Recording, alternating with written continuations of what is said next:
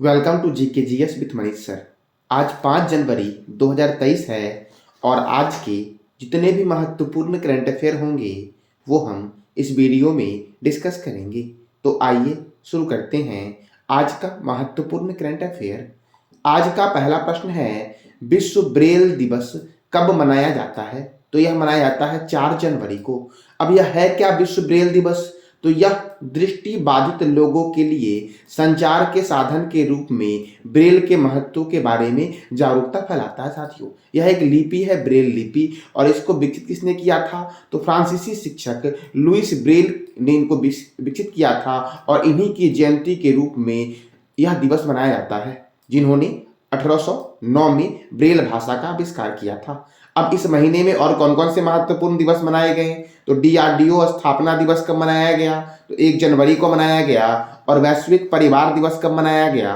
तो 1 जनवरी को मनाया गया वैश्विक परिवार दिवस। साथियों, ग्लूकोमा और ट्रेकोमा, ये जो बीमारी साथियों आपकी है, ये नेत्र की बीमारी साथियों है। अब अगला प्रश्न है आपका, हाल ही में किस राज्य सरकार ने राजस्व पुलिस विभाग को समाप्त करने की घोषणा की है? तो उत्तराखंड राज्य सरकार ने राजस्व पुलिस विभाग को समाप्त करने की घोषणा की है। राज्य में राजस्व यानी कि पटवारी पुलिस व्यवस्था को समाप्त करने की घोषणा की है, जिसे 150 साल पहले अंग्रेजों के द्वारा शुरू किया गया था। अब उत्तराखंड ने समाप्त किया है, तो उत्तराखंड की राजधानी है देहरादून। उत्तराखंड के गवर्नर है गुरमीत सिंह और उत्तराखंड के मुख्यमंत्री कौन है? तो पुष्कर सिंह धामी। उत्तराखंड में राज्यसभा 3 है और लोकसभा कितना है? तो 5 है। साथियों, तमिलनाडु के मुख्यमंत्री कौन है? तो इसका जवाब देना है कमेंट बॉक्स में आपको। जिम कॉर्बेट राष्ट्रीय उद्यान, यह भारत का प्रथम राष्ट्रीय उद्यान है जिसका पुराना नाम है हैली नेशनल पार्क और इसकी स्थापना हुई थी 1936 में। इस राष्ट्रीय उद्यान से रामगंगा नदी निकलती है, यानी कि इस राष्ट्रीय उद्यान के बीचों बीच से रामगंगा रिवर निकलती है और अब इस राष्ट्रीय उद्यान का नाम हो गया रामगंगा राष्ट्रीय उद्यान। नंदा देवी राष्ट्रीय उद्यान उत्तराखंड में है। फूलों की घाटी राष्ट्रीय उद्यान उत्तराखंड में है। राजाजी राष्ट्रीय उद्यान उत्तराखंड में है। टिहरी बांध परियोजना भागीरथी नदी पर बना है और यह कहां पर है? तो उत्तराखंड में है। उत्तराखंड के मुख्यमंत्री ने समर्थन ई गवर्नेंस पोर्टल की शुरुआत की। भूकंप अलर्ट ऐप लॉन्च करने वाला भारत का पहला राज्य उत्तराखंड बना। सूर्यधार झील देहरादून में है। नई शिक्षा नीति को प्री प्राइमरी स्तर पर लागू करने वाला पहला राज्य कौन बना? तो उत्तराखंड बना। पहली बार दुर्लभ मांसाहारी पौधे की प्रजाति उत्तराखंड में मिली। लखपति दीदी मेले का शुभारंभ उत्तराखंड में हुआ और best adventure tourism destination award जो दिया गया, ये उत्तराखंड को दिया गया, best adventure tourism destination award. अब अगला प्रश्न है आपका, हाल ही में किस देश ने अपनी हेरिटेज लाइन पर हाइड्रोजन ट्रेन की शुरुआत की है? तो भारत ने अपनी हेरिटेज लाइन पर हाइड्रोजन ट्रेन की शुरुआत की है साथियों। अब देखो, इस परियोजना को हाइड्रोजन फॉर हेरिटेज नाम दिया गया है और भारतीय रेलवे के द्वारा शुरू किया गया है। तो भारतीय रेलवे की स्थापना हुई थी 16 अप्रैल 1853 को। साथियों, आपको बताना है कमेंट बॉक्स में कि भारत में सबसे पहली बार ट्रेन जो चली थी आपकी, वो कब चली थी और कहां से कहां चली थी? तो इसका जवाब देना है कमेंट बॉक्स में आपको। अब देखो, इंडियन रेलवे का हेडक्वार्टर है नई दिल्ली में और नई दिल्ली में ही साथियों आपका डीआरडीओ का हेडक्वार्टर है।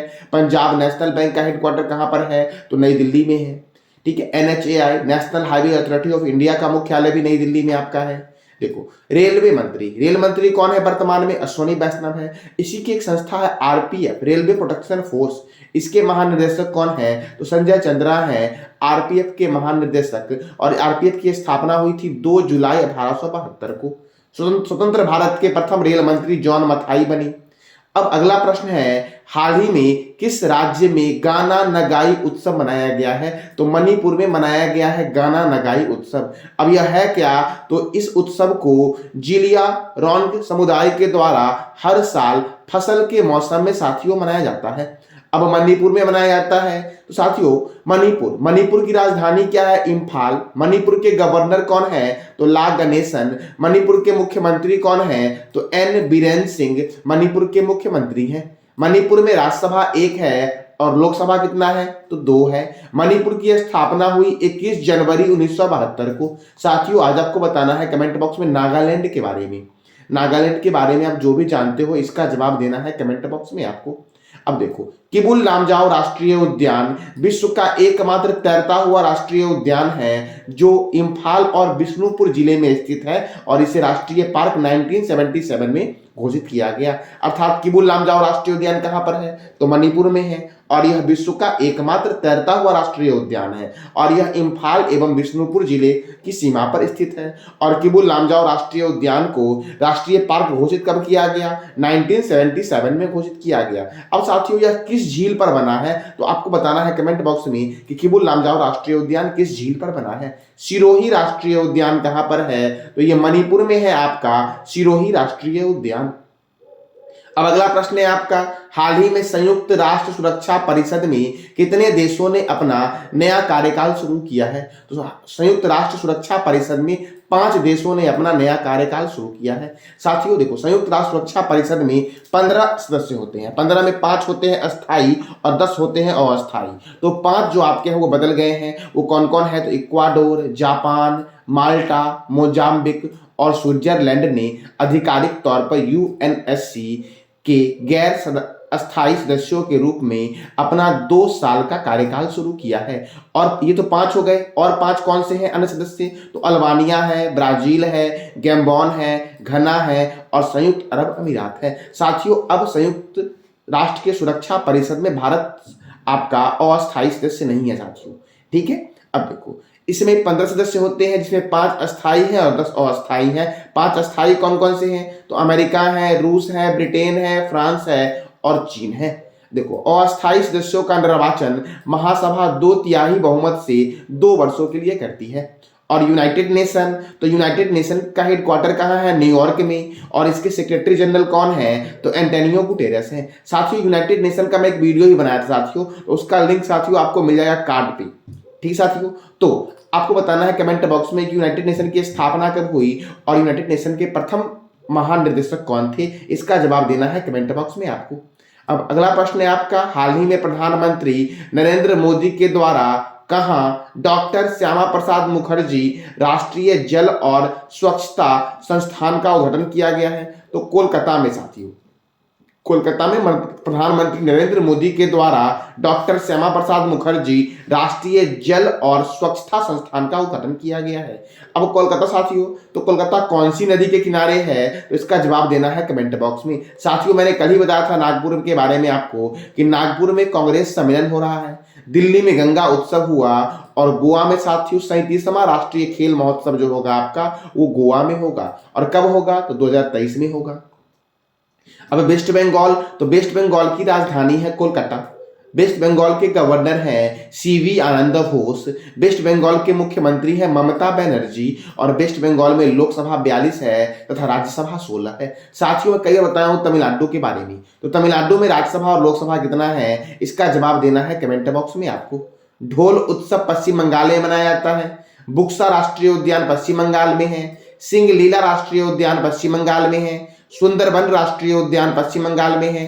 पोस्टमैन डोर स्टेप पहल की शुरुआत पश्चिम बंगाल में हुई। लक्ष्मीर भंडार योजना को स्कॉच अवार्ड दिया गया, ठीक साथियों। यह पश्चिम बंगाल का योजना था लक्ष्मीर भंडार योजना, जिसे स्कॉच अवार्ड दिया गया। और स्कॉच अवार्ड की शुरुआत कब हुई, तो 2003 में हुई। हावड़ा से न्यू जलपाईगुड़ी को जोड़ने वाला हावड़ा रेलवे स्टेशन से वंदे भारत एक्सप्रेस का वर्चुअली प्रधानमंत्री मोदी जी के द्वारा हरी झंडी दिखाई गई साथियों। भारत की पहली अंडर वाटर मेट्रो दिसंबर 2023 तक कोलकाता में बनकर तैयार हो जाएगी साथियों।